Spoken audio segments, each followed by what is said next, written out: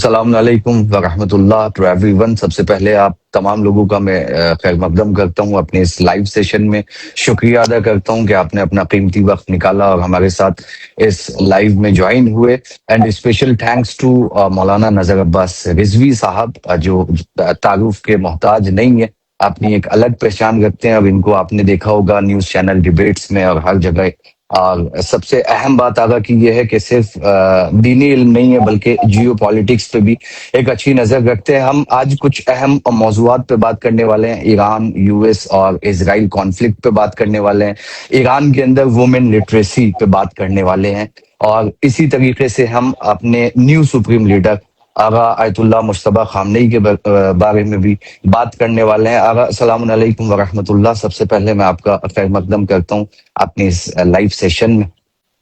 जी वालेकुम अस्सलाम वरहमतुल्लाहि वबरकातुहू। बहुत बहुत शुक्रिया आपका मुझे इनवाइट करने के लिए, मुझे मौका देने के लिए। बहुत शुक्रिया आगा आपका भी, आपने कीमती वक्त निकाला और लाइव सेशन को ज्वाइन किए।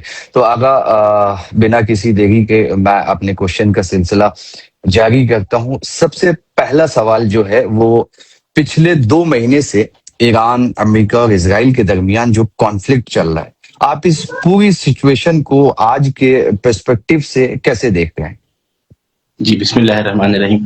देखिए, ये जो जंग शुरू हुई थी, अगर इसका एक खुलासा बयान किया जाए, वो बहुत ही वाज़े अल्फाज में ये कहा जा सकता है कि इस जंग को शुरू करने का जो असल मकसद है अमेरिका का, वो बहुत से लोग कहते हैं कि तेल के लिए, तेल पे कब्जा करने के लिए, या न्यूक्लियर, जिसके बारे में बार बार अमेरिका कहता रहा है कि न्यूक्लियर एनर्जी और न्यूक्लियर पावर नहीं बनने देंगे ईरान को। लेकिन इससे भी बढ़ के एक चीज है जो समझने की जरूरत है कि पूरी दुनिया के अंदर, खासतौर से वेस्ट एशिया के अंदर, ईरान एक ऐसा मुल्क है कि जो अमेरिकन सुप्रीमेसी के सामने, अमेरिकन इंपीरियलिज्म के सामने तस्लीम नहीं हुआ है। और पिछले 40 सालों से, बल्कि जब से इनकलाब आया है, और ईरान का जो क्लियर स्टैंड है कि ना हम किसी जालिम के सामने झुकेंगे, ना किसी का जुल्म बर्दाश्त करेंगे, और ना खुद किसी के ऊपर जुल्म करेंगे। तो इस सिलसिले में आके डोनाल्ड ट्रंप ने कुछ मिस कैलकुलेशंस करी। उनको ये बताया गया कि ईरान के अंदर दाखिली माहौल जो है वो काफी खराब हो चुके हैं, जनवरी के जो यहाँ पे राइट्स हुए तो उसको देखते हुए। तो उनको ये बताया गया, उनको ये समझाया गया, और फिर एप्स्टीन फाइल का भी उनके ऊपर प्रेशर था। इन सारी वजूहात की बिना पे उन्होंने एक हमला किया, और एक ऐसा हमला किया कि जिससे एक ऑ की स्टेट आ जाए, एक शॉक जाए पूरी ईरान के अंदर। उन्होंने शुरुआत करी, रहबर मुअज्जम आयतुल्लाह शहीद सैयद अली खामनाई साहब को शहीद किया, और उनका ये पर्सपेक्टिव था, उनकी कोशिश थी, उनका एक कैलकुलेशन था कि इसके बाद यहाँ पे पूरा जो है वो दरहम बरहम हो जाएगा निजाम, और हम जो है तख्ता पलट कर देंगे। और फिर जिस तरह से बाकी सारे ममालिक जो है इस खित्ते के हमारे सामने तस्लीम है, ईरान भी हमारे सामने तस्लीम हो जाएगा। तो ये पूरी प्लानिंग थी। लेकिन जैसे कि इमाम सज्जाद की हदीस है, इमाम सज्जाद का फरमान है अल्हम्दुलिल्लाह, कि हमारे जो दुश्मन है वो अहमक हैं, हमारे दुश्मन जो है वो बेवकूफ हैं। तो उसी के तहत इनकी इस मिस कैलकुलेशन, और बहुत ही वैसे इंटरेस्टिंग बात है आपको मैं बताऊं और आपके व्यूअर्स को, कि रहबर मुअज्जम इस बात को बार बार हाईलाइट करते रहे अपनी जिंदगी में, शहीद रहबर मुअज्जम आयतुल्लाह सैयद अली खामनेई, कि हमारा दुश्मन जो है वो हमेशा मिस कैलकुलेट करता है ईरान को, ईरान के पॉलिटिकल सिनेरियो को, ईरान की आवाम को जो है वो मिस कैलकुलेट करता रहा है। तो उसी मिस कैलकुलेशन में उन्होंने ये जंग शुरू करी, अटैक किया। लेकिन उसके बाद जिस तरह से ईरान ने रिटेलिएट किया, ईरान ने इस जंग की तैयारी 30-40 सालों से करके रखी थी, और जो रिटेलिएशन किया तो वो जो है काफी जो है नुकसानदेह साबित हुई, खासतौर से इजराइल के लिए, यूएस के लिए, और यूएस के जो एलाइज थे जिन्होंने मदद करी थी, अपनी जमीन दी थी, यूएस बेसिस जहां जहां है वहां पे ईरान ने जो पलट के अटैक किया है और जो रिटेलिएट किया है, और जिस तरह से नुकसान पहुंचाया है, तो ना सिर्फ यूएस को एक शॉक लगा, बल्कि पूरी दुनिया ने देखा कि एक ऐसा मुल्क जिसके ऊपर 40 साल से सैंक्शंस लगे हुए हैं, जिसमें ना इल्मी तौर से तरक्की करने देने का उसमें जमीना फराहम है, ना ही फाइनेंशियली तौर से तरक्की का जमीना फराहम है, इस ऐसे मुल्क ने जो है सुपर पावर कहे जाने वाले मुल्क के ऊपर अटैक किया, और एक साथ कई सारे ममालिक के ऊपर जो है उन्होंने यूएस बेसिस के ऊपर अटैक करना शुरू किया, जिसके नतीजे में पहले हफ्ते से ही, अगर आप पीछे जाके देखें तो पहले हफ्ते से ही एक माहौल ये समझ में आ गया ट्रंप को और ट्रंप के चाहने वालों को, कि ट्रंप की पूरी टीम को मैं कहूं, कि ये जो इसको आगे मरांदी बार बार कहते हैं एप्स्टीन गैंग जो है, ये पूरा इनको समझ में आ गया कि ये जंग हम हार गए हैं। लेकिन अब ये हार गए हैं, देखिए जो एरोगेंस होती है, जो अहंकार होता है, वो इंसान को आसानी से हार कबूल नहीं करने देता। इस वजह से पिछले 4-5 हफ्तों से, बल्कि मैं कहूं तो अभी तकरीबन 60 दिन हो गए हैं, तो तकरीबन 50 दिन से जो है ट्रंप ये चाह रहे हैं इस जंग से बाहर निकला जाए, लेकिन साथ ही साथ ये चाह रहे हैं कि एक विक्टोरियस इमेज लेके इस जंग से बाहर निकला जाए। मैं अगर खुलासा करूं, जो पूरा आपने सवाल जो आपका था, जंग को किस तरह देखा जाएगा, कुछ जुमलों में जंग शुरू की गई ये सोच के कि हम अगर लीडरशिप को खत्म कर देंगे तो ईरान के अंदर तख्ता पलट हो जाएगा, उसके बाद ईरान तस्लीम हो जाएगा, हम ईरान के ऊपर वैसे कब्जा कर लेंगे जैसे हमने वेनेजुएला के अंदर कब्जा किया था। लेकिन ईरान ने जब रिटेलिएट करना शुरू किया तो इनको समझ में आ गया कि ईरान वेनेजुएला नहीं है। ईरान की रिटेलिएशन के बाद इनको बहुत ज्यादा नुकसान हुआ, इनके यूएस बेसिस तबाह हो गए, इजराइल के अंदर भारी तबाही मची, इनके जितने बड़े बड़े डिफेंस फोर्सेस, डिफेंस सिस्टम्स थे, चाहे वो थार हो, पैट्रियट हो, ओवर द हॉरिजन हो, आयरन डोम हो, ये सब तबाह हो गए। इनके बहुत सारे राडार से वो तबाह हो गए, इनकी जो सुप्रीमेसी थी, इनके फाइटर जेट्स गिरने लगे, इनके जो वॉरशिप्स थे वो पीछे भागने लगे। तो दुनिया ने ये कबूल किया, दुनिया ने एतराफ किया, दुनिया के भर के मिलिट्री एक्सपर्ट्स ने ये कहा कि ईरान ने मिलिट्रीली जो है शिकस्त दे दी है अमेरिका को, और अमेरिका को हरा दिया है। और उसके बाद जब से ये सीज फायर शुरू हुआ है कि उसके बारे में यहाँ पे जो ईरान की सुप्रीम नेशनल सिक्योरिटी काउंसिल, उन्होंने बहुत वादे तौर से कहा था कि हमने जंग का मैदान बदला है। जंग अब तक जो है मैदान जंग में हो रही थी, मिसाइल मारी जा रही थी, फाइटर जेट आ रहे थे, अब जो मैदान है वो डिप्लोमेसी का मैदान है। तो जितना नुकसान यूएस को जंग के मैदान में हुआ, मिसाइल्स पड़ने से हुआ, उससे मेरे ख्याल से 2-3 बराबर ज्यादा नुकसान जो है वो इस सीज फायर के दौरान में हुआ है कि जो डिप्लोमेटिकली ईरान ने इनको शिकस्त दी है, और जिस तरह से ये बौखलाहट में पीछे पीछे भाग रहे थे कि आप हमसे आके डील कर लीजिए, आप हमसे नेगोशिएशन कर लीजिए, उसमें भी ईरान ने आके इनको शिकस्त दी है। और अभी तक इस दलदल में, इस जंग के दलदल में ट्रंप जो उतर गए थे, उनको उतार दिया गया था। नेतन्याहू ने ये काम जो किया एप्स्टीन फाइल के प्रेशर के तहत, उसमें अभी तक ये फंसे हैं, निकल नहीं पा रहे हैं, बस रोज बयान देते हैं, उसके बाद उससे पलट जाते हैं, यू टर्न देते हैं, और अनकरीब वो वक्त आएगा कि पूरी तरीके से सरेंडर करके यूएस और ट्रंप इस जंग से बाहर निकलेंगे और पूरी तरह से मुकम्मल जीत ईरान की होने वाली है इंशाल्लाह। आपने जिक्र किया कि ईरान एक अरसे से सैंक्शंस झेल रहा है, तो इस कॉन्फ्लिक्ट के बाद ईरान की इकोनॉमी, इंफ्रास्ट्रक्चर और आवाम पर क्या असर पड़ा है, और ग्लोबल लेवल पर खासकर मिडिल ईस्ट और ऑयल मार्केट्स, इसके क्या इम्प्लीकेशंस देखने को मिल रहे हैं? जी देखिए, ईरान, पहले हमें ये समझना पड़ेगा कि ईरान मिलिट्री एतबार से उसने क्या तैयारी करी थी। इस पे मैं थोड़ा सा एक दो नुक्ते बयान करना चाहूंगा। वो ये कि ईरान में जब इनकलाब आया और इनके ऊपर जब सद्दाम हुसैन ने अटैक किया, जिसको पूरी दुनिया का सपोर्ट था, उसके पास यूरोप का भी सपोर्ट था, उसके पास यूएस का भी सपोर्ट था, और अनफॉर्चुनेटली उसके पास जो आज रशिया है उसका भी पूरा सपोर्ट था। और ये सब चाह रहे थे कि ये जो इनकलाब आया है इसको जो है शुरू में ही खत्म कर दिया जाए, अभी कमजोर हालत में ही खत्म कर दिया जाए। उस दौरान जो इन्होंने जंग लड़ी और उस दौरान जो इनको चीजें सीखने को मिली, उसमें ये समझ में आया कि हमको खुद मुख्तार होना होगा, हमको सेल्फ डिपेंडेंट होना पड़ेगा, हम किसी और से कुछ नहीं खरीद सकते। एक तो हमें लोग बेचेंगे नहीं, पहली बात ये, क्योंकि हम पे सैंक्शन लगा रहे हैं, हमसे जो है राब्ता नहीं रखना चाहते। दूसरा ये कि अगर हम दूसरों के ऊपर डिपेंडेंट रहेंगे, ये एक सीख है दुनिया के लिए। यहाँ पे आके ईरान ने सिखाया है, और मैं जो मुख्तलिफ चैनल्स पे जाने का मौका मिलता है तो वहां जो मिलिट्री एक्सपर्ट्स हैं वो इस चीज को समझ रहे हैं, जो इंटेलेक्चुअल तबका है वो इस चीज को समझ रहा है कि अगर आप किसी दूसरे मुल्क से हथियार खरीदते हैं, फाइटर जेट खरीदते हैं, डिफेंस सिस्टम खरीदते हैं, तो हमेशा आप कम से कम उस मुल्क के मोहताज हैं जिस मुल्क ने आपको वो इक्विपमेंट बेचा है। तो ईरान ने ये जो सैंक्शंस उनके ऊपर लगा, एक तरह से उनके पास ये जो उनको तहदीद किया गया, उनको दबाया गया, उसके अंदर उनको एक फुर्सत मिली, उनको एक मौका मिला कि वो पूरी तरीके से सेल्फ डिपेंडेंट हुए, और उन्होंने ये प्लान किया कि हम किस टेक्नोलॉजी को आगे लेके चले जिसके जरिए से हम खुद को मजबूत कर सके। तो उन्होंने आके सबसे ज्यादा जो इन्वेस्टमेंट किया, फाइनेंशियली एतबार से भी, इल्म के एतबार से भी वक्त लगाया, वो मिसाइल टेक्नोलॉजी में वक्त लगाया। और आज दुनिया की टॉप मिसाइल्स टेक्नोलॉजी जो है वो ईरान के पास है। दुनिया ने इसको देखा, दुनिया ने इसका एतराफ किया। लेकिन क्योंकि ईरान एक बहुत बड़ा मुल्क है, इंडिया का तकरीबन आधा एरिया है यहाँ पे, और जो हमारा दुश्मन, जो ईरान का जो दुश्मन है, यूएस और अमेरिका, इजराइल, जो है उनके पास एयर पावर है, अपर हैंड है। इसमें हम लोग कबूल करना चाहिए कि इजराइल और यूएस के पास अपर हैंड है। एयर पावर में, यानी जो एयर फोर्स है उनकी जो है मजबूत है, उनकी डेवलप्ड है, अपडेटेड है।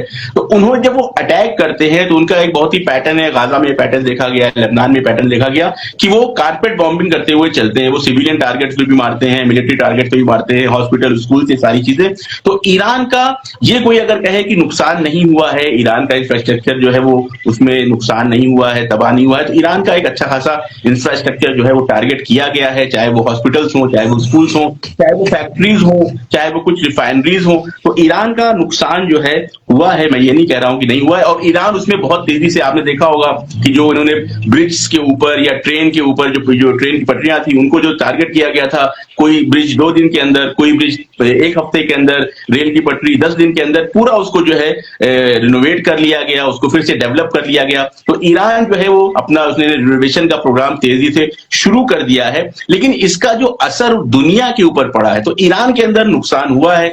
ईरान ने बाकायदा एक अमाउंट भी उन्होंने जारी किया था मेरे ख्याल से 2-3 हफ्ते पहले की 270 बिलियन का जो है वो ओवरऑल नुकसान हुआ है, कि बड़ा अमाउंट है। लेकिन इसका जो असर दुनिया के ऊपर पड़ा है वो दुनिया उसके लिए तैयार नहीं थी। देखिए, ईरान तो जंग के लिए तैयार था और ईरान को पता भी है कि हमारे सामने जो दुश्मन है वो ये नहीं देखता कि हमें सिर्फ मिलिट्री टारगेट पे मारना है। उनको वॉर क्राइम करने की आदत है, वो वॉर क्राइम करके खुश होते हैं, उसको पोस्ट करते हैं अपने सोशल मीडिया पे और खुशहाल होते हैं, और फिर धमकी भी देते हैं कि हम पूरी जो है सिविलाइजेशन खत्म कर देंगे। तो ईरान तो इस तरह के हमले के लिए आमादा था, इस तरह के नुकसान उठाने के लिए आमादा था। अभी भी जो पब्लिक है, रैलीज हैं जो चल रही हैं, जो डेमोन्स्ट्रेशन चल रहे हैं, उसमें पूरी आमादगी है। लेकिन दुनिया के अंदर जो है आमादगी नहीं थी कि ईरान जब इसको रिटेलिएट करेगा, खास तौर से स्ट्रेट ऑफ हुर्मुज वाला जो इन्होंने इसको ट्रंप कार्ड हम कह सकते हैं, ये वो वाला ट्रंप नहीं है, ये वाला ट्रंप जो होता है ताश में, ये जो उन्होंने जब कार्ड इसको बंद किया और दुनिया के ऊपर जो इसका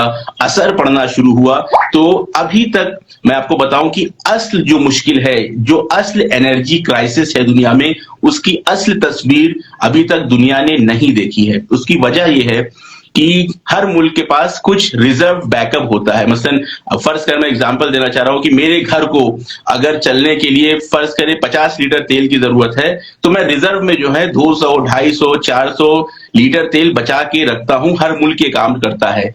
मार्च में और अप्रैल में दुनिया के तमाम मुल्कों ने एडवाइजरी जारी करी कि जिसमें ऑस्ट्रेलिया भी शामिल है, जिसमें साउथ कोरिया भी शामिल है, जिसमें यूरोप के कई ममालिक है, मिन जुमला उसमें इंग्लैंड भी शामिल है, और सबने ये कहा, हमारे मुल्क हिंदुस्तान में भी इस तरह की बात जो है वो हुई थी। आपको याद होगा कि हमारे प्राइम मिनिस्टर ने कहा था कि एक बड़ा संकट आने वाला है, लेकिन रिजर्व जो बैकअप से उसकी बिना पे प्राइस को कंट्रोल किया गया, कोई हड़बड़ी और बहुत ज्यादा असर नहीं था। अब धीरे धीरे वो रिजर्व्स भी जो है खत्म हो रहे हैं मुल्कों के पास। तो अब अगर ये जंग आगे चलती है और स्ट्रेट ऑफ हुर्मुज उसी तरह से बंद रहता है जिस तरह से बंद है, और उसके साथ साथ अगर हम ये अंदाजा लगाएं कि बाबल मंदब जो है रेड सी के अंदर वो भी बंद हो जाएगा, तो दुनिया के अंदर एक ऐसा एनर्जी क्राइसिस आने वाला है कि जिसके लिए दुनिया के पास कोई राह हल नहीं है। और इसकी जिम्मेदारी पूरी पूरी अमेरिका के ऊपर है, इजराइल के ऊपर है, कि जिन्होंने बिना सोचे समझे कि क्या क्या नुकसान हो सकते हैं इस जंग के दुनिया के ऊपर, उन्होंने इस जंग को शुरू किया है।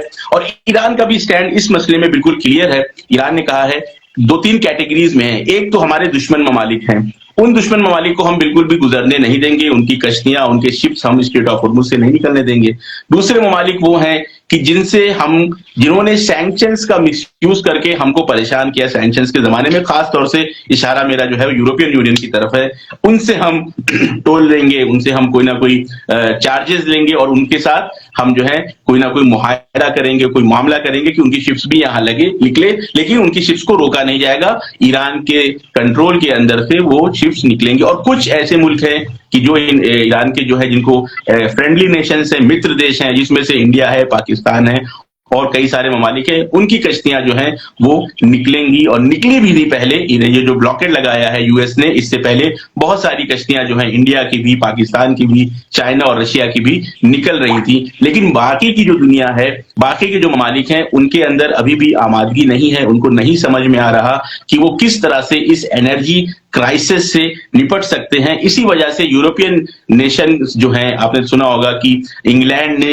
एक जो है वो मीटिंग बुलाई है, एक कॉन्फ्रेंस बुलाई है दुनिया के 35 ममालिक की, जिसमें यूएस को उन्होंने इनवाइट नहीं किया है। और उन्होंने कहा है कि अब हम जो है ईरान से यूएस को किनारे करके बातचीत करेंगे कि किस तरह से स्ट्रेट ऑफ होर्मुज के अंदर से तेल की कश्तियां निकाली जाएं, ताकि दुनिया के अंदर जो है वो ये क्राइसिस कंट्रोल किया जा सके। आपने देखा होगा यूएस के अंदर एक पुरानी कई दहाइयों से जो काम कर रही थी वो एयरलाइंस जो है बंद हो गई है, क्योंकि उनके पास जेट फ्यूल नहीं है कि जिसके जरिए से वो अपने जहाजों को उड़ा सके, चला सके। तो इस तरह से अभी और खबरें अनफॉर्चुनेटली मुझे है कि अगर ये जंग आगे चलती है तो इस तरह की खबरें आएंगी। दुनिया के अंदर एक बहुत बड़ा एनर्जी क्राइसिस जो है आ सकता है अगर इस जंग को नहीं रोका गया ईरान की शर्तों पे, और इसकी जिम्मेदारी यूएस और इजराइल की ही होगी। आपने अपर एंड का जिक्र किया, तो अगर हम ग्राउंड रियलिटीज और अवेलेबल रिपोर्ट्स को देखें तो आपके हिसाब से इस कॉन्फ्लिक्ट में किस साइड को स्ट्रेटेजिक या टैक्टिकल अपर एंड मिला है? क्या ऐसे स्पेसिफिक एग्जांपल्स हैं जहां ईरान ने अपनी पोजीशन मजबूत दिखाई हो? कौन से ऐसे फील्ड्स हैं जहां ईरान ने दुश्मन को शिकस्त दी? जी देखिए, दो तीन अपर हैंड्स की अगर मैं बात करूं तो सबसे पहला जो अपर हैंड है ईरान के पास वो है आइडियोलॉजिकल अपर हैंड। ईरान की जो आइडियोलॉजी है, ये बात लोग करते रहे हैं, बहुत लोगों ने करी, आपने भी इसको अपने मैंने देखा आपने पहले भी इसको बयान किया है अपने शोज में, आप जो लाइव करते हैं अपने वीडियोस के अंदर, कि ईरान के पास जो आइडियोलॉजी है, जो जिस आइडियोलॉजी पे ईरान इस जंग को लड़ रहा है, वो ऐसी आइडियोलॉजी है कि पूरी दुनिया में उसको अपर हैंड हासिल है। इसके मुकाबले में जो लोग हैं, चाहे वो यूएस हो चाहे वो इजराइल हो, उनकी आइडियोलॉजी एप्स्टीन गैंग की आइडियोलॉजी है। ईरान की आइडियोलॉजी इमाम हुसैन की आइडियोलॉजी है, कुरान की आइडियोलॉजी है, रसूलुल्लाह की आइडियोलॉजी है और शहादत की आइडियोलॉजी है। यहाँ पे हर फर्द, चाहे वो एक आम इंसान हो, चाहे वो यहाँ का पॉलिटिशियन हो, लीडर हो, सुप्रीम लीडर हो, या एक आम फौजी हो, बड़े बड़े कमांडर्स हो, सबके लिए ये जो नारा आपने सुना है, शहादत शहादत सआदत सआदत, ये सिर्फ जबान की हद तक नहीं है, ये उनका वजूद बना हुआ है। और वाकईन यहाँ पे हमेशा पोस्टर जब बनता है, शहीद का जब पोस्टर छपता है तो उसमें लिखा जाता है तबरीक व ताजियत, दोनों चीज लिखी जाती है। मुबारकबाद भी देते हैं शहादत की और तस्लियत भी अर्ज करते हैं। यहाँ पे एक कॉमन एक पैटर्न है। तो शहादत के इस कॉन्सेप्ट के साथ अगर कोई मुल्क किसी जंग में जाता है तो उसको आइडियोलॉजिकली खुद ब खुद एक अपर हैंड हासिल रहता है। उसके अलावा जो है पब्लिक ओपिनियन का, जिस तरह से निगोशिएशन टेबल पे आके, मैं आपको कई सारे अपर हैंड बताने की कोशिश कर रहा हूं, जिस तरह से निगोशिएशन टेबल पे पिछले साल भी और इस साल भी अटैक किया गया पूरी दुनिया में वो अफराद की जिनका अक्ल और शऊर सालिम है, जिनकी फितरत अभी भी फासिद नहीं हुई है, जिनकी फितरत पाक है, जो अक्ल रखते हैं, नजर रखते हैं, वह लोग किसी भी मजहब के मानने वाले हों, वह लोग किसी भी दीन के मानने वाले हों, उन्होंने ये देखा और समझा कि ये जो है ये नाइंसाफी है।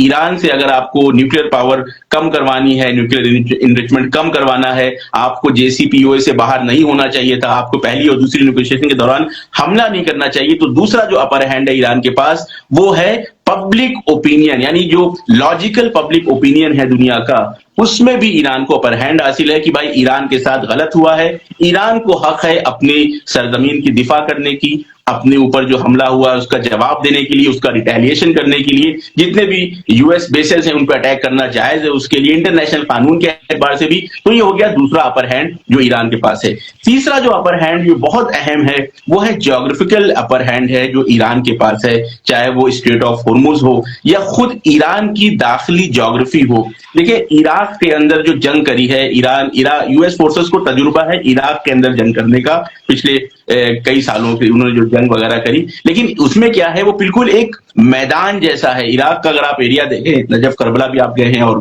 दूसरी जगह भी, तो दूर दूर तक मैदान रहता है, जिसको हिंदी में कहते हैं समतल है।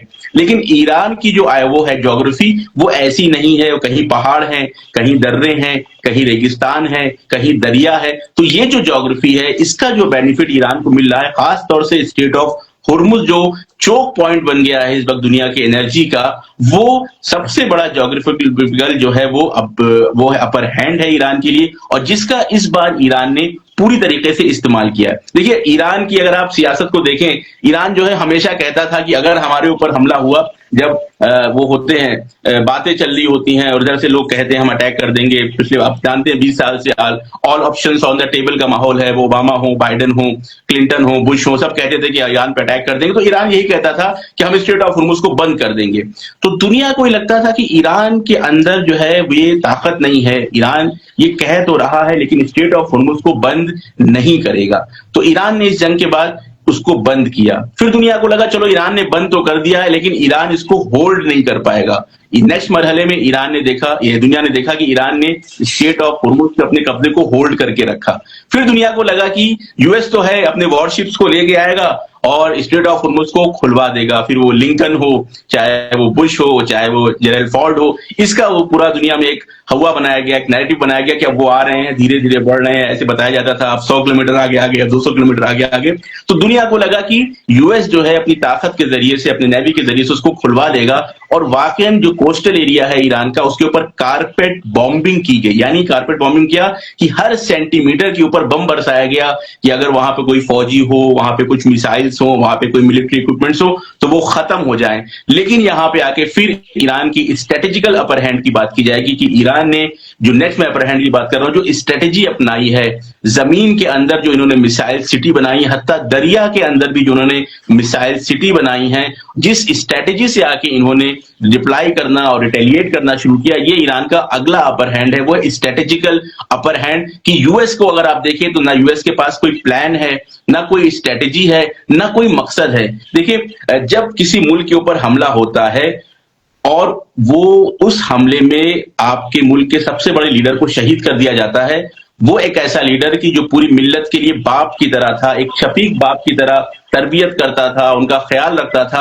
आप फर्ज करें कि एक गांव है, उस गांव के मुखिया को एक ऐसा मुखिया है कि पूरे गांव के अवाम के साथ उसका बिल्कुल बाप बेटे वाला राब्ता है, बिल्कुल फैमिली रिलेशन की तरह है। जब उसके ऊपर अटैक कर दिया जाएगा तो इनके पास, उस गांव के लोगों के पास, या मैं डायरेक्ट बात करूं तो ईरान के लोगों के पास एक बहुत ज्यादा अंगीजा है, एक बहुत बड़ा हदफ है जंग करने का, कि वो इंतकाम के लिए जंग कर रहे हैं, वो अपने सरजमीन की दिफा के लिए जंग कर रहे हैं, वो अपने जो है अपने मुल्क को बचाने के लिए जंग कर रहे हैं, वो ये बताने के लिए जंग कर रहे हैं कि हम तस्लीम नहीं होंगे, अपने वकार के लिए जंग कर रहे हैं। तो ये जो अपर हैंड है कि स्ट्रेटेजी है इनके पास तैयारी है, इनके पास मकसद है, इनके पास हदफ है। इसके मुकाबले में अगर यूएस को देख लें या इजराइल के जो फौजी हैं, इजराइल की जो फोर्सेस हैं, ना उनके पास स्ट्रेटेजी है, ना उनके पास कोई हदफ है। 10,000 किलोमीटर दूर बैठ के हम बहरीन के अंदर, कुवैत के अंदर, सऊदी अरब के अंदर, कतर के अंदर हम एक ऐसे मुल्क के ऊपर हमला कर रहे हैं कि जिसके बारे में खुद हमारी इंटेलिजेंस हेड तुलसी गबार्ड कह रही हैं कि हमें कोई भी जो है वो इमिनेंट थ्रेट नहीं था ईरान से, ईरान किसी भी तरह का न्यूक्लियर वेपन नहीं बना रहा था, ये खुद वहां की इंटेलिजेंस एजेंसी बता रही है। तो ऐसे में कोई भी उनके पास मॉरल या कोई भी मिलिट्री हदफ नहीं है कि जिसके लिए इनकी फोर्सेस लड़े। तो ये जो वो है, ये स्ट्रेटेजिकल अपर हैंड के बाद ये है जो एक हदफ के एतबार से, गोल के एतबार से ईरान के अंदर जितने लोग भी जंग कर रहे हैं या ईरान की आवाम जो मुकावमत कर रही है, उनके पास हदफ है अपने मुल्क की दिफा के लिए, अपने प्राउड के लिए, अपने प्राइड के लिए, अपने नेशनल प्राइड के लिए वो लोग लड़ रहे हैं। लेकिन इसके मुकाबले में जो अमेरिकन सोल्जर्स हैं, उनको नहीं मालूम है कि हम क्यों हमला कर रहे हैं, हम क्यों बम बरसा रहे हैं, क्योंकि हमारे सीनियर्स ने कह दिया इसलिए हम बम बरसा रहे हैं। तो इस तरह के मुख्तलिफ अपर हैंड जो मैंने बताए, पहला ये आइडियोलॉजिकल है, दूसरा ये है जोग्राफिकल है इनके पास, तीसरा ये पब्लिक ओपिनियन का भी अपर हैंड है, फिर स्ट्रेटेजी भी इनके पास बहुत बेहतरीन है, प्लान के साथ ये जंग कर रहे हैं जिसके मुकाबले में अमेरिका के पास कोई प्लान नहीं है। और खुद यहाँ के जो अवाम है, यहाँ के जो फौजी हैं, उनके पास हदफ है जंग करने का, उनके पास मकसद है जंग करने का। इसके मुकाबले में अमेरिकन फोर्सेस के पास कोई मकसद नहीं है कि हम क्यों लड़ रहे हैं ईरान के साथ, हम क्यों जंग कर रहे हैं। तो इस तरीके से ईरान का पड़ला जो है वो बहुत भारी है इस जंग में, और इंशाल्लाह यूएस और यूएस की फोर्सेस इस चीज को समझेंगी, तस्लीम करेंगी, और ट्रंप भी इसको समझते हुए जल्द ही सरेंडर करके इस जंग से बाहर निकलेगा। अगर एक और मैं समझता हूँ बहुत अहम सवाल है, क्योंकि ये नेगेटिव और मीडिया की भी अपनी एक बैटल फील्ड होती है। वेस्टर्न मीडिया में अक्सर ये नेगेटिव दिया जाता है कि ईरान में वुमेन फ्रीडम नहीं है, लेकिन जब हम डेटा देखते हैं जैसे लिटरेसी रेट, तो एक डिफरेंट पिक्चर सामने आती है। आप ग्राउंड रियलिटी को कैसे एक्सप्लेन करेंगे? वहां की वुमेन एजुकेशन में कहाँ पहुंच चुकी हैं? क्या वहां बेहिजाब औरतों को मार दिया जाता है? क्योंकि जब महसा अमीनी को मारा गया था तब कहा गया था कि क्योंकि वो बेहिजाब थी, अरेस्ट कर लिया गया था, पुलिस ने कस्टडी में मार दिया। तो मैं वुमेन फ्रीडम पे बात करना चाहूंगा आपसे। जी, देखिए वेस्टर्न मीडिया नैरेटिव के क्या इसके बारे में क्या कहा जाए। वेस्टर्न मीडिया नैरेटिव को ईरान के अंदर जो औरतें, अभी मैं उस पे आता हूं कि करंट सिचुएशन क्या है, उससे पहले मैं नैरेटिव को समझाने की कोशिश करता हूं। देखिए, ईरान के अंदर खवातीन हिजाब करती हैं तो वेस्टर्न मीडिया को लगता है बहुत जुल्म हो रहा है, और खासतौर से यूएस के जो लॉ मेकर्स हैं, यूएस के जो लीडर्स हैं। लेकिन इन्हीं मीडिया को, इसी मीडिया को सऊदी अरब, कतर, बहरैन, कुवैत और मुख्तलिफ जो ममालिक हैं, वहां की खवातीन के ऊपर जो जुल्म होता है, या वहां फिर मैं हिजाब की बात करूं, जो इनका सबसे बड़ा अलाई है इस पूरे एरिया में, जो सऊदी अरब है, उसके अंदर हिजाब को लेके क्या मसाइल हैं, किस तरह का हिजाब वहां किया जाता है, किस तरह से औरतों के ऊपर क्या उनकी कंडीशन है। अभी कुछ सालों पहले तक जो है औरतों को जो है इजाजत नहीं थी कि वो कार चला सकें अकेले, या अकेले कहीं ट्रेवल कर सके। ये 3-4 साल पहले की बात है, ऐसा नहीं कि 50 साल पुरानी बात है। तो वही वेस्टर्न मीडिया जिसको ईरान की औरतों की इतनी फिक्र है, उसी वेस्टर्न मीडिया को वो जो है सऊदी अरब की औरतों की फिक्र नहीं है। उसको बहरैन, कतर और जो दूसरे ओमान की हैं, मुख्तलिफ जो ममालिक हैं यहाँ पे, उनकी औरतों की फिक्र नहीं है। उसी वेस्टर्न मीडिया को एप्स्टीन फाइल्स में जो लड़कियों के ऊपर इस्तेहसाल किया गया, उनको जो नुकसान पहुंचाया गया, मैं क्या क्या बोलूं, यहाँ पे अल्फाज नहीं यूज कर सकता, जो उनके साथ किया जाए, उन खवातीन का उनको दर्द बिल्कुल भी नहीं है। गाजा के अंदर 20,000 तकरीबन खवातीन को कत्ल कर दिया गया, उनके अंदर उनका दर्द नहीं है। वेनेजुला की एक औरत प्रेसिडेंट के साथ, उनकी वाइफ को उठा लिया गया, अगवा कर लिया गया, और उनको उसकी फिक्र नहीं है। क्यूबा के अंदर ब्लॉकेड लगा हुआ है, मिलियंस ऑफ पीपल जो है वो इस वक्त जुल्म का शिकार हैं। उनके पास खाना नहीं है, उनके पास इलेक्ट्रिसिटी नहीं है, उनके पास पानी नहीं है, उनके पास मेडिकल सर्विस नहीं है। लेकिन वेस्टर्न मीडिया का दिल जो है उन लोगों के लिए नहीं जलता है। फारसी में कहते हैं बराए अनहा दिल शान ने मिसूजत, उनका दिल उन लोगों के लिए नहीं जलता है, इनका दिल सिर्फ ईरान की औरतों के लिए जलता है। तो ये तो नैरेटिव की बात है, डबल स्टैंडर्ड है, मक्कारी है, झूठ है, पैसा मिलता है इनको इस तरह के नैरेटिव को फैलाने के लिए। $950 मिलियन का बजट है यूएस का पिछले साल का, इस तरह के नैरेटिव फैलाने का, रशिया के खिलाफ, चाइना के खिलाफ और ईरान के खिलाफ। तो ये पूरा एक सेटअप है, वेस्टर्न हेजीमनी का एक सेटअप है, जिसमें मीडिया के जरिए से गलत तस्वीर दिखाई जाए। यहाँ पे अगर 400-500 लोग जमा हो जाते हैं तो कहा जाता है पूरा ईरान जो है वो निजाम के खिलाफ खड़ा हो गया है। लेकिन जब लाखों की तादाद में, बल्कि मैं कहूं मिलियंस की तादाद में औरतें, बच्चे, जवान इसी निजाम के सपोर्ट में बाहर निकलते हैं, तो वो उस वीडियो को नहीं दिखाते हैं, उसको नहीं चलाते। हत्ता यहां तक इतने बेवकूफ हैं कि कई आर्टिकल्स में मैंने देखा कि मुखालिफत के प्रोटेस्ट की बात चल रही है, और जो प्रोटेस्ट हिमायत में हुए हैं उनकी फोटोज को वो इस्तेमाल करते हैं, जिसमें आयतुल्लाह खामनाई की भी फोटो है, जिसमें ईरान का परचम भी रहता है। तो ये तो पहला है कि वेस्टर्न नैरेटिव पूरी तरीके से झूठ पे मबनी है। ये लोग जो है डबल स्टैंडर्ड से काम लेते हैं, डबल स्टैंडर्ड के बेस पे चल रहे हैं। और ऐसा नहीं है कि सिर्फ ईरान के बारे में है, जो भी इनके मुखालिफ ममालिक हैं, जो इनके खिलाफ रहते हैं, वहां पे इस तरह से ही वो डेमोनाइज करते हैं लोगों को। चाहे इससे पहले आप देखा होगा इराक के अंदर कहा गया वेपन ऑफ मास डिस्ट्रक्शन है, वहां पे भी आके इन्होंने फिर औरतों को दुनिया से ही आजादी दिला दी। तालिबान और अफगानिस्तान के अंदर इन्होंने जो है कई लाख औरतों को आजादी दिला दी दुनिया से। तो ये इनका सेटअप है। ये आते हैं, औरतों की हुकूक की बात करते हैं, लेकिन फिर उन्हीं औरतों को जो है वो दुनिया से फारिग कर देते हैं, उनको कत्ल करके अल्लाह मियां के पास पहुंचा देते हैं। तो ये तो इनके झूठ की बात।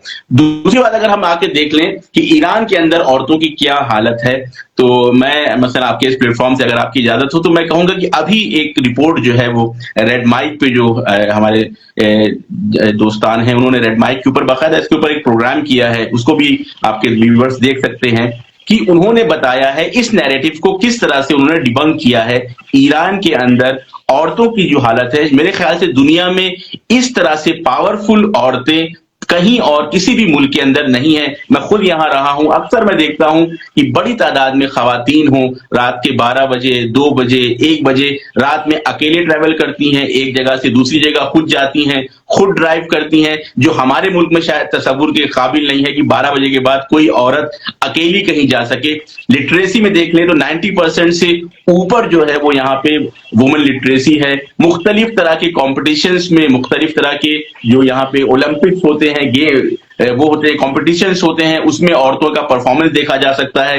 यहाँ की जो औरतों की टीम है, चाहे वो वॉलीबॉल की हो, चाहे वो चेस की हो, चाहे मुख्तलिफ गेम्स की हो, उनका परफॉर्मेंस देखा जा सकता है। उसके अलावा यहाँ पे जो एम्प्लॉयमेंट है, जिस तरह से औरतों का एम्प्लॉयमेंट है, बराबर से यहाँ पे जो है वो औरतें जॉब्स करती हैं मुख्तलिफ महकमात में, चाहे वो बैंक हो, चाहे वो किसी भी तरह के ऑफिस हो, चाहे वो सियासत हो। आपको खुद पता होगा कि जो स्पोक पर्सन है इस वक्त गवर्नमेंट की, ऑफिशियल स्पोक पर्सन है, वो एक लेडी है, खाना में मुहाजरानी नाम है उनका। तो इस तरह से मुख्तलिफ महकमात में, मुख्तलिफ ऑफिसेज में औरतों का पार्टिसिपेशन है। औरतें यहाँ पे बुरी तरह से आजाद हैं, और इसके लिए ऐसा नहीं है कि बहुत ज्यादा ये सीक्रेट और छुपी हुई बात है। कोई थोड़ा सा भी गूगल पे जाएगा, थोड़ा सा भी यूट्यूब पे सर्च करेगा कि औरतों के क्या हालात है ईरान के अंदर, तो उसको बिल्कुल वाज़ेह हो जाएगा। ऐसा नहीं है कि इसमें कोई बहुत ज्यादा रॉकेट साइंस से सर्च करने की जरूरत है। तो ये जो मीडिया का नैरेटिव होता है कि ईरान के अंदर औरतें बहुत ज्यादा उनके ऊपर जुल्म हो रहा है और उनके ऊपर बहुत ज्यादा मर्दों ने कंट्रोल किया हुआ है, ये पूरी तरह से एक फेक प्रोपेगेंडा है। इस वक्त भी जो खवातीन हैं, जब भी यहाँ प्रोटेस्ट होता है, जब भी यहाँ पे रैली होती है, प्रोटेस्ट में ना कहूं, लोग कंफ्यूज होंगे, जब यहाँ डिमॉन्स्ट्रेशन होते हैं, रैली होती है, खास तौर से जैसे यहाँ पे जो यहाँ का नेशनल डे है, जो रिवॉल्यूशन जिस दिन आया था 11 फरवरी हो, चाहे वो यौमुल कुस हो, या इस तरह से जब भी जरूरत होती है, तो औरतों की तादाद मर्दों से ज्यादा होती है हर डेमोन्स्ट्रेशन में। इस वक्त भी जो रैलीज हो रही हैं निजाम के सपोर्ट में या जो आर्म फोर्सेस के सपोर्ट में, उसमें बड़ी तादाद में जो है वो औरतें आ रही हैं।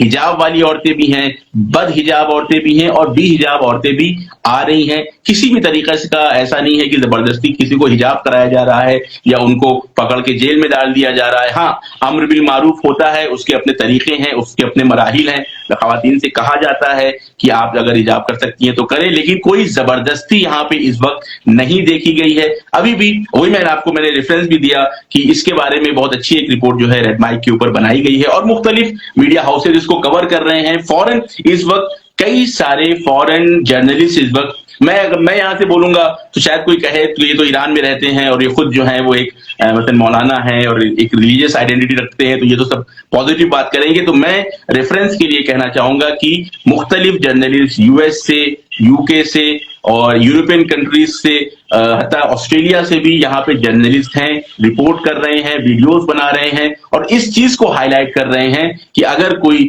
खातून यहाँ पे हिजाब नहीं कर रही है या कम है उसका हिजाब इस्लामी मेयारात के एतबार से, तो कोई भी उसके ऊपर जुल्म सितम नहीं हो रहा है, पुलिस उसको नहीं पकड़ रही है, पुलिस नहीं मारी। इस तरह के वीडियोस बहुत सारे इस वक्त सोशल मीडिया पे अवेलेबल हैं। तो इंशाल्लाह इस सोशल मीडिया के जरिए से वो जो मेन स्ट्रीम का प्रोपेगेंडा है, जो नैरेटिव बिल्ड किया जाता है सोशल मीडिया के जरिए से, वो जो नैरेटिव है काफी हद तक वो फेल हो चुका है। इंशाल्लाह आगे भी फेल होगा। और मैं यहीं से, इसी प्लेटफॉर्म से आपके व्यूवर्स को दावत देता हूं कि जब भी ये जंग रुके तो आप लोग जरूर ईरान विजिट करें और यहाँ के जो हकीकी हालात हैं खुद देखें। जिस तरह के हुकूक यहाँ की खवातीन को मिले हुए हैं, अगर वो सही तरीके से दुनिया के अंदर पहुंच जाए तो मुझे लगता है बहुत सारी दुनिया की खवातीन हसरत करने लगेंगी। जब मैं कह रहा हूं बहुत सारी दुनिया खवातीन, तो मैं सिर्फ इंडिया, पाकिस्तान या ईस्ट की खवातीन की बात नहीं कर रहा हूं। यूरोप, यूएस की खवातीन हसरत करेंगी कि काश हमें भी ईरानी खवातीन जैसी जिंदगी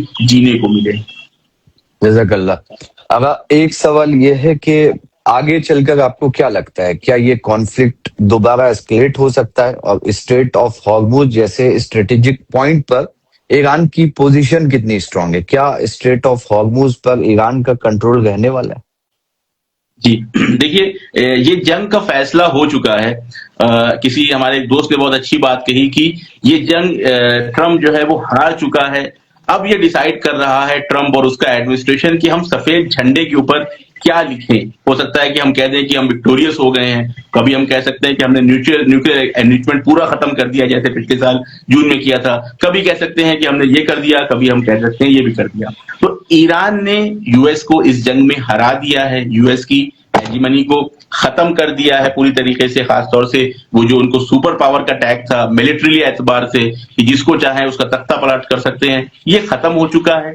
लेकिन क्योंकि यूएस जो है एक एरोगेंट नेशन है, आप इसको इस तरह से तसव्वुर करें कि जो कोई जो मुतकब्बिर इंसान होता है, जिसने कभी भी कोई हार ना देखी हो, कोई शिकस्त ना देखी हो, उसके लिए बहुत शक होता है, बहुत सख्त होता है, बहुत डिफिकल्ट होता है इस चीज को कबूल करना कि हम हार गए हैं। तो उस कंडीशन में इस वक्त यूएस और ट्रंप है, वो इसको हजम नहीं कर पा रहे हैं, उनको ये यकीन नहीं हो पा रहा कि हम हार गए हैं। इस वजह से वो स्टेलमेट की कंडीशन, उन्होंने डेडलॉक की कंडीशन बनाई हुई है कि कभी वो बयान देते हैं, कभी उससे यूटर्न ले लेते हैं, ईरान जो शर्तें बताता है उसको कहते हैं कि हम नहीं मानेंगे। तो ये कंडीशन बनी रहेगी, लेकिन इसका जो एंड होगा वो एस्केलेशन के चांसेस कम हैं। मैं इसको दो तरह से कहूंगा, अगर कोई समझदार इंसान हो और देखे, पूरे सिनेरियो को समझे, यहाँ की जियोपॉलिटिक्स को देखे, अपर हैंड्स की जो बात हुई उसको देखे, ईरान की पोजीशनिंग को देखे, ईरान के अंदर जो अवाम की आमादगी है जंग को लेके उसको देखे, ईरान की आर्म फोर्सेस की जो आमादगी है उसको देखे, जिस तरह से यूएस बेसिस पूरी तरह से तबाह हो गए हैं उसको देखे, जिस तरह से यूएस को नुकसान हुआ है, उनके फाइटर जेट्स गिरे हैं, उनके वॉरशिप्स को नुकसान हुआ है उसको देखे, तो कोई भी समझदार इंसान इस जंग को आगे नहीं बढ़ाएगा ईरान के दुश्मनों में से। लेकिन क्योंकि ईरान के दुश्मनों में से जो टॉप हैं वो ट्रंप साहब हैं, जिनका मेंटल जो बैलेंस है वो पूरी तरह से बिगड़ा हुआ है। एक तो वो खुद पहले से ही थोड़ा सा सनकी टाइप के थे और इस जंग ने उनकी सनक को और ज्यादा बढ़ा दिया है, उनका मानसिक संतुलन और ज्यादा खराब हो चुका है। तो हो सकता है कि कोई गलत स्टेप, कोई मिस एडवेंचर वो दोबारा करें, जिस तरह से मिस कैलकुलेशन की बिना पे पहला हमला किया था, फिर कहीं पे वो आके एस्केलेट करें, खुद ना करें, कोई फॉल्स फ्लैग कराएं, अपने किसी पपेट के जरिए से, अपने किसी अलाई के जरिए से दोबारा इसको शुरू करें। तो उसके बाद फिर उनको पूरी तरीके से ईरान ने जो कहा है कि हम रिटेलिएट करेंगे और सबक सिखाएंगे, उसके बाद जो है वो जंग खत्म होने की तरफ जाती हुई दिखती है। लेकिन क्या ये होगा, ये नहीं होगा, ये अभी वक्त के साथ ही हमें मालूम चलेगा। ईरान के अंदर पूरी तरह से आमादगी है हर तरह के उसको जवाब देने के लिए, किसी भी तरह के हमले को जवाब देने की। और खास तौर से जो आपने कहा स्ट्रेट ऑफ होर्मुज को लेके एक खास बात यह है कि अब तक रहबर मौजूद आयतुल्लाह सैयद मुश्तबा खामनाई के 4 बयान जो हैं वो आ चुके हैं और उन चारों बयान में उन्होंने जो है स्ट्रेट ऑफ होर्मुज को ईरान के कंट्रोल में रहने की बात को बहुत ही वाज़े तौर से क्लियर किया है। पहला बयान जो उनका रहबर बनने के बाद जो आया है, फिर नौरोज के बाद एक बयान आया है और उसके बाद एक बयान जो है वो रहबर शहीद की 40वें पे आया था और एक बयान अभी परसों आया है वो पर्शियन गल्फ डे पे। क्लियर स्टैंड है रहबर मौजूद का, बिल्कुल 2-2-4 की तरह है कि स्ट्रेट ऑफ होर्मुज ईरान के कंट्रोल में रहेगा। स्ट्रेट ऑफ होर्मुज 27 फरवरी वाली स्टेट में नहीं पलटेगा और इसके लिए पूरी तरह से आमादगी है ईरान के अंदर। ईरान की आर्म फोर्स हो, चाहे ईरान के पॉलिटिशियंस हो, ईरान की लीडरशिप हो, सबका बिल्कुल क्लियर स्टैंड है कि अब स्ट्रेट ऑफ होर्मुज हमारे कंट्रोल में रहेगा और उसकी बिल्कुल उनके पास जो है कानूनी तौर से उसका हक भी है। उन्होंने पूरा बताया है कि किस तरह से 12 नॉटिकल माइल हर मुल्क का जो है वो टेरिटोरियल वाटर रहता है, तो हमारा ये टेरिटोरियल वाटर है। कोई भी शिप अगर यहाँ से गुजरेगी तो बिना हमारे कोऑर्डिनेशन से नहीं गुजर सकती। तो स्ट्रेट ऑफ होर्मुज पे ईरान का कंट्रोल है। ईरान ने शुरू से इसको पूरी तरह से बंद नहीं किया था, ईरान की कोऑर्डिनेशन से शिप्स गुजर रही थी, लेकिन जब से ये ब्लॉकेड लगा है तो ईरान ने सख्त रुख अपनाते हुए पूरी तरह से इसको बंद कर दिया है। क्या दुनिया की कोई ताकत स्ट्रेट ऑफ होर्मुज को खोल सकती है, खुलवा सकती है ताकत के जरिए से, कुदरत के जरिए से, डरा धमका के? इसका क्लियर जवाब है नो, ये नहीं हो सकता, क्योंकि अगर ये हो सकता होता तो अब तक ये हो चुका होता। मैं आपको एक मिसाल बताता हूं, बहुत ही इंटरेस्टिंग है। जर्मनी के चांसलर या जर्मनी के प्रेसिडेंट का ये बयान आया था या डिफेंस मिनिस्ट्री का, जर्मनी का ऑफिशियल स्टैंड था। उन्होंने जब यूएस ने जो है सारे यूरोपियन ममालिक से कहा कि आप जो है आए हमारी मदद करें स्ट्रेट ऑफ होर्मुज को खुलवाने के लिए, तो उन्होंने बहुत ही एक तंज आमीज जुमला कहा था कि यूएस की सबसे पावरफुल नेवी है दुनिया की। यूएस के पास दुनिया की सबसे पावरफुल नेवी है। जब यूएस जो है स्ट्रेट ऑफ होर्मुज को नहीं खुलवा सकता तो फिर हम लोग कैसे खुलवा सकते हैं? हमारे पास तो इतनी पावरफुल नेवी भी नहीं है। तो यूरोपियन नेशन को ये बात समझ में आ गई है, जितने दूसरे अलाइज हैं यूएस से उसको समझ में आ गई है कि किसी भी तरह से लड़ के, अटैक करके, डरा धमका के स्ट्रेट ऑफ होर्मुज नहीं खुलवाया जा सकता। ईरान के साथ हमको कोऑर्डिनेट करना पड़ेगा, बातचीत करनी पड़ेगी, उसके बाद ही स्ट्रेट ऑफ होर्मुज से शिप्स गुजरेंगे। और यही स्टैंड क्लियर तरीके से ईरान का है। यहाँ पे बाकायदा पार्लियामेंट के अंदर बिल पेश कर दिया गया है, उसमें क्या कानून होंगे, कौन सी कश्तियां गुजरेंगी, कैसे गुजरेंगी, उसमें क्या टोल लिया जाएगा, किस करेंसी में लिया जाएगा, जो है ऑफिशियली तौर पे जो है बिल के तौर पे पेश हो रही है, इस पे डिस्कस होगा, इस पे कानून बनेगा और फिर ईरान जो है उस कानून के तहत स्ट्रेट ऑफ होर्मुज को मैनेज करेगा। और ये बिल्कुल क्लियर स्टैंड है रहबर मौजम आयतुल्लाह सैयद मुज्तबा खामनाई का, यही क्लियर स्टैंड है गवर्नमेंट का और यही स्टैंड जो है पूरी ईरान की आवाम का भी है। ईरान की आवाम का भी ये कहना है, मैं यहाँ पे जब यहाँ की रैलीज में जाता हूँ, क्लियर कहते हैं कि स्ट्रेट ऑफ होर्मुज पे अब हमें कंट्रोल नहीं छोड़ना है। हमको हमारे ऊपर दोबारा जो हमला किया गया उसमें एक बड़ा जो अचीवमेंट है, जिसको फारसी में दस्तावर्द कहते हैं, एक बड़ा जो अचीवमेंट है ईरान का वो ये कि स्ट्रेट ऑफ होर्मुज के ऊपर ईरान का कंट्रोल है और इसकी वजह से एक बहुत ही स्ट्रेटेजिकल अपर हैंड जो है वो ईरान के पास आ गया है। अगर बहुत सारे लोग इस कॉन्फ्लिक्ट को सिर्फ जियोपॉलिटिक्स के नजरिए से नहीं देखते, मैं अपनी बात करूं तो एज अ शिया या फिर एज अ मुस्लिम या उससे भी बढ़कर एज अ आजाद इंसान, क्योंकि बहुत सारे नन मुस्लिम है जो इस जंग को जस्टिस और इनजस्टिस के नजरिए से देखते हैं, हक व बातिल की जंग के नजरिए से देखते हैं। ऐसे में एक आम इंसान, चाहे वो किसी भी मजहब का हो, किसी भी बैकग्राउंड से हो, किसी भी फिरके से हो, उसकी क्या जिम्मेदारियां बनती हैं? क्या अवेयरनेस, एक्टिविज्म या किसी और तरीके से कंट्रीब्यूट किया जा सकता है? जी देखिए, ये अमेरिका को जो ईरान ने यहाँ पे शिकस्त दी है वो किसी एक दो मुल्कों के दरमियान जंग नहीं है, किसी दो मजहब के दरमियान जंग नहीं है, ये वाकई हक और बातिल की जंग है। खास तौर से ये जो है अमेरिकन हेजिमनी को खत्म करने वाली जंग है। एक ऐसा बड़ा काम किया है ईरान ने दुनिया के हक में कि अमेरिकन हेजिमनी का नुकसान पूरी दुनिया ने पिछले 50, 60, 70 सालों से देखा है। बल्कि मैं कहूँ वही सेकेंड वर्ल्ड वॉर के बाद से जापान के ऊपर चाहे वो एटम बम यूज करना हो, वियतनाम में लाखों लोगों को कत्ल कर देना हो, कोरिया के अंदर जो है कत्ले आम करना हो, फिर इधर आ जाए मिडिल ईस्ट में, चाहे वो अफगानिस्तान हो, चाहे वो इराक हो, चाहे वो सीरिया हो, चाहे वो लीबिया हो, और अभी ताजा चाहे वो वेनेजुला हो, क्यूबा हो, पूरी दुनिया के ममालिक ने जो है देखा और इसको समझा कि ये अमेरिकन हेजिमनी जिसको चाहती है वो तख्ता पलट करा देती है, असैसिनेट कर देती है, या सैंक्शंस के जरिए से, कभी टैरिफ के जरिए से, कभी ये कह के कि आप इस मुल्क से तेल खरीद सकते हैं, उस मुल्क से तेल नहीं खरीद सकते। तो जितनी भी दुनिया के अमन पसंद लोग हैं, इंसाफ पसंद लोग हैं, उन सब के दिलों में जो है एक नफरत है अमेरिका के लिए और अमेरिका के सिस्टम के लिए। कुछ लोग उसको इजहार कर पाते हैं, कुछ लोग इजहार नहीं कर पाते हैं। वो अलग अलग शरायत हैं, अलग अलग माहौल में लोग रहते हैं, हुकूमतें भी इसी तरह से और जो अवाम है वो भी इसी तरह से। लेकिन ईरान ने इस जंग में जब अमेरिका को शिकस्त दी तो दुनिया भर के जो अफराद हैं उन्होंने ये समझा और इस बात को जाना कि ये जंग ईरान सिर्फ अपने लिए नहीं लड़ रहा है बल्कि अमेरिकन हेजिमनी को खत्म कर रहा है, कि जिसके बाद दुनिया के ममालिक के पास आजादी होगी, जिसके साथ चाहेंगे बिजनेस करेंगे, जिससे चाहेंगे तेल खरीदेंगे, जहां चाहेंगे अपना इन्वेस्टमेंट कर सकते हैं, कोई उनको डराने धमकाने वाला नहीं होगा। इसलिए ये जंग जो है वो दो मुल्कों के दरमियान नहीं है, ये जंग दो आइडियोलॉजी के दरमियान है। एक आइडियोलॉजी वो ये कहती है कि हम पूरी दुनिया का इस्तेहसाल करेंगे, पूरी दुनिया के रिसोर्सेस पे हम कब्जा करेंगे। इसके सामने जो आइडियोलॉजी है वो ये कि हम ना जालिम के जुल्म को कबूल करेंगे, जालिम को रोकेंगे, जालिम की मुखालफत करेंगे और हम खुद किसी के ऊपर जुल्म नहीं करेंगे। तो इन दो आइडियोलॉजी के दरमियान ये जंग है। तो दुनिया के जितने भी समझदार लोग हैं, जितने भी जो जिनकी फितरत पाक है,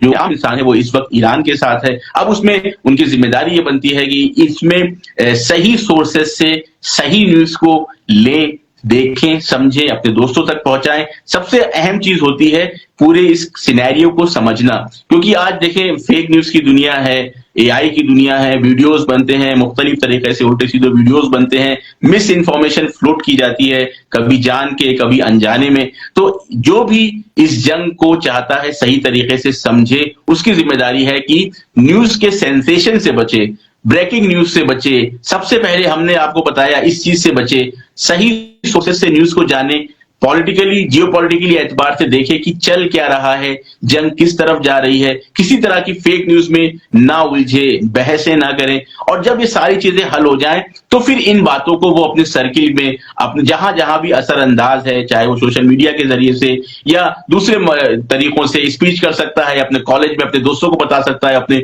ऑफिस में बता सकता है, तो हकीकत से रूबरू कराए लोगों को, ताकि दुनिया तक ये हकीकत पहुंचे कि ईरान ये जंग सिर्फ अपने लिए नहीं लड़ रहा है, बल्कि पूरी दुनिया के मजलूमों के साथ, पूरी दुनिया के मुस्तज़फ़ीन के लिए जो ये जंग लड़ी जा रही है। क्योंकि जब अमेरिकन हेजेमनी खत्म होगी, जब अमेरिका इस पूरे वेस्ट एशिया के खत्ते से निकलेगा, तो यहाँ के भी जो ममालिक हैं वो आजादी के साथ अपने तेल को, अपने गैस को सही तरीके से इस्तेमाल कर सकते हैं, बेच सकते हैं। तो जब वेस्टर्न हेजेमनी खत्म होगी तो पूरी दुनिया को फायदा होगा इसका, और ईरान इस बड़े मकसद के लिए फिलहाल इस जंग को आगे लेके चल रहा है कि इंशाल्लाह इस जंग में जो है वो अपने इस मकसद तक पहुंचेगा।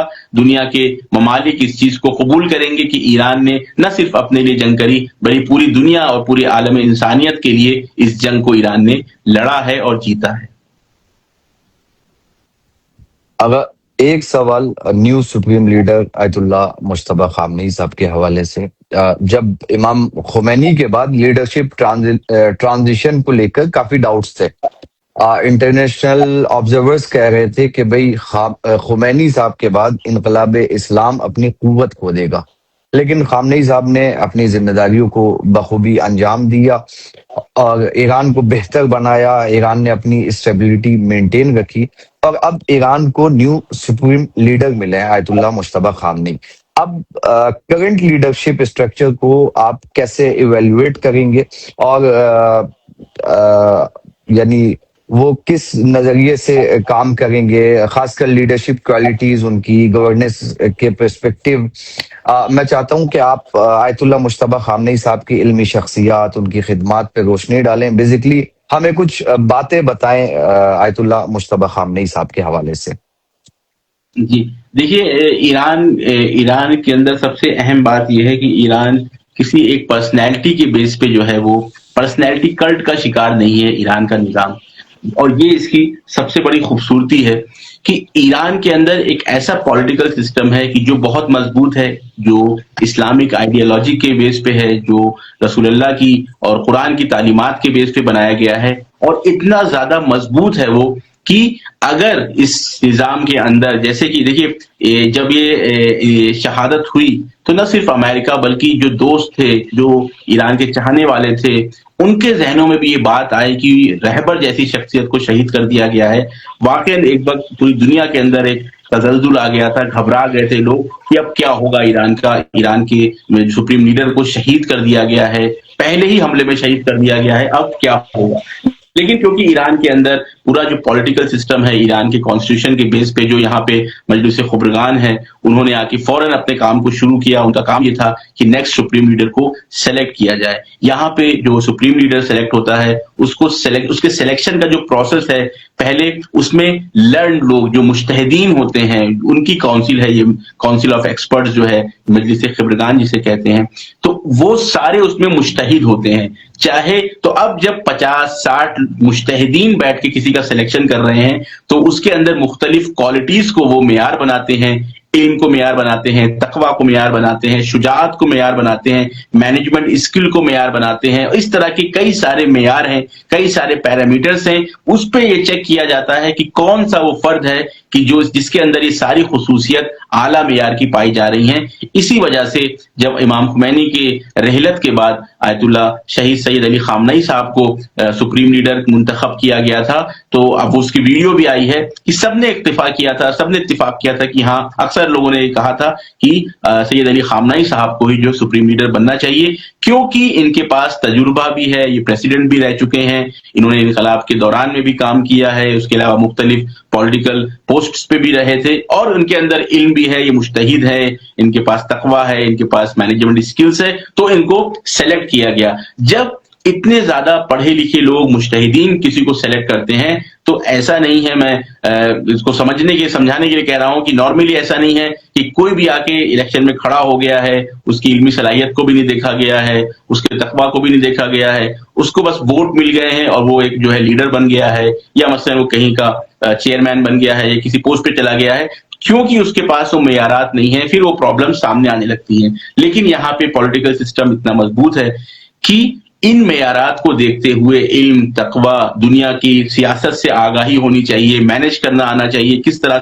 से एक मुल्क को चलाया जाता है, ये सारी पैरामीटर्स को देख के जब शहीद आयतुल्लाह सईद अली खामनाई साहब को सेलेक्ट किया गया, उन्होंने बखूबी बहुत ही बेहतरीन तरीके से 37 साल तक ईरान की लीडरशिप करी और वो साबित कर दिया कि जिन लोगों ने इनको सेलेक्ट किया था उनका सिलेक्शन सही था, उन्होंने सही तरीके पे, सही मेयार पे इनको चुना था और ये बात साबित होगी। इसी तरीके से वही पॉलिटिकल सिस्टम अभी भी ईरान के अंदर है, वही मजलिस खिब्रगान है, वही आके सेलेक्ट कर रही है कि कौन सा फर्द ऐसा है कि जिसके अंदर इल्म हो, तकवा हो, शुजाअत हो, दुनिया की सियासत से वो अच्छी आगाही रखता हो, मैनेजमेंट स्किल उसके अंदर हो। तो उन लोगों ने मिल के डिसाइड किया है, किसी एक इंसान का फैसला नहीं है, किसी 2 इंसान, 5 इंसान लोगों ने सेलेक्ट नहीं किया है, 60 लोग, तकरीबन 50-60 लोगों ने, वो भी कौन लोग हैं जो खुद मुज्तहिद हैं। आप जानते हैं कि खुद मुज्तहिद बनना इसका मतलब है कई मुख्तलिफ मौज़ूआत में पीएचडी करना, वो चाहे वो फिक़्ह हो, चाहे वो उसूल हो, चाहे वो मंतिक हो, मुख्तलिफ उलूम है, उनका यहाँ डिटेली बयान करना है। तो ऐसे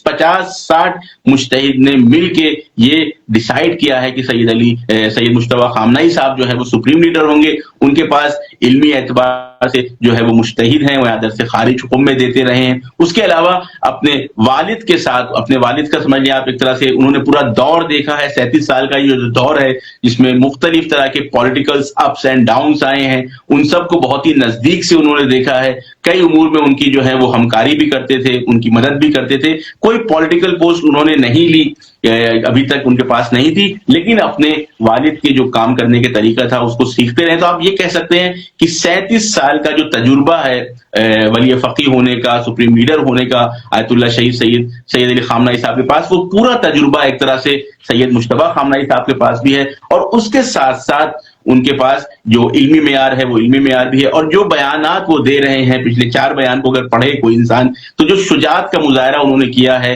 कहीं से भी ये नहीं कहा जा सकता कि उनके अंदर कहीं से भी कोई कमी उन्होंने दिखाई है शुजात के एतबार से, पॉलिटिकल मसाइल को समझने में। तो और ये चीज जो है ये आके बेस बनती है वली फकीह के लिए, यहाँ के सुप्रीम लीडर के लिए, कि इल्मी मेयार भी हो, शुजात का मेयार भी हो, और जो मैंने बार बार यहाँ तकरार किया, ये सारे मेयारात सैयद मुज्तबा खामनाई साहब के अंदर देखे हैं यहाँ के मुज्तहिदीन ने, जो मजलिस खिब्रगान है। तो ये रैंडमली नहीं है कि किसी एक शख्स को सेलेक्ट कर दिया गया है, और बेहतरीन तरीके से उसके बाद से, जब से वो सुप्रीम लीडर बने हैं, जब से वो वली फकीह बने हैं, तब से सारे उमूर को बेहतरीन तरीके से वो गाइड कर रहे हैं, आगे लेके चल रहे हैं। लोग ये सवाल करते हैं, आपसे भी सवाल करते होंगे, क्यों वो कहीं सामने क्यों नहीं आ रहे हैं। कई तरह के इसमें भी वेस्टर्न मीडिया के नैरेटिव हैं कि उनको मतलब काफी नुकसान हुआ है, उनकी बॉडी में कोई प्रॉब्लम हो गई है, इस तरह से ये सारी बातें फेक हैं। जो भी लोग नजदीक हैं वो बता रहे हैं, यहाँ पे जो सीनियर अफराद हैं, यहाँ पे जो नजदीक हैं, उनके दफ्तर के लोग हैं, उनके ऑफिस के लोग हैं, चाहे यहाँ पे जो पॉलिटिकल लीडर्स हैं, उनका कहना है कि वो पूरी तरह से सही हैं, वो मीटिंग्स में शिरकत कर रहे हैं, और एक जैसे सुप्रीम लीडर को काम करना चाहिए, लीड करना चाहिए, वो लीड कर रहे हैं। सामने क्यों नहीं आ रहे हैं? क्योंकि सिक्योरिटी रीजंस की है, वजह है। आप जानते हैं इजराइल और अमेरिका जब जंग में हारने लगते हैं, या उनका मॉडल ही जंग का यह है कि वो लीडर्स को, कमांडर्स को शहीद करना चाहते हैं। तो किसी भी तरह का इस वक्त जो है वो समझौता नहीं करना चाह रहा है ईरान अपनी लीडरशिप के साथ। इस वजह से बहुत ही महफूज तरीके से उनको जो है वो रखा गया है। वो कहीं पे भी पब्लिक प्रेजेंस नहीं दे रहे हैं, किसी तरह की वीडियो ऑडियो जो है वो सामने नहीं आ रही है, सिक्योरिटी रीजंस की वजह से। कि इंशाल्लाह जैसे ही माहौल सही होगा वो इंशाल्लाह सामने भी आएंगे, उनका बयान भी आएगा, और ज्यादा हम जो है वो आशना होंगे अपने वली फकीह से, अपने रहबर से इंशाल्लाह। जज़ाकल्लाह, बहुत बहुत शुक्रिया आगा इस बेहद अहम गुफ्तगू के लिए और मेरे लाइव सेशन को ज्वाइन करने के लिए। आपने बहुत बखूबी जवाबात दिए, वजाहत के साथ जवाबात दिए, और आप तमाम नाजरीन का भी मैं शुक्रिया अदा करता हूँ कि आपने कीमती वक्त निकाला और इस लाइव सेशन को ज्वाइन किया। उम्मीद करता हूँ कि आगा के जवाबात आपको पसंद आए होंगे, और इसी तरीके की और अगर इंफॉर्मेटिव डिस्कशन देखना चाहते हैं, अपडेट्स देखना चाहते हैं, तो मेरे इंस्टाग्राम चैनल को फॉलो कर लें और यूट्यूब चैनल को सब्सक्राइब कर लें।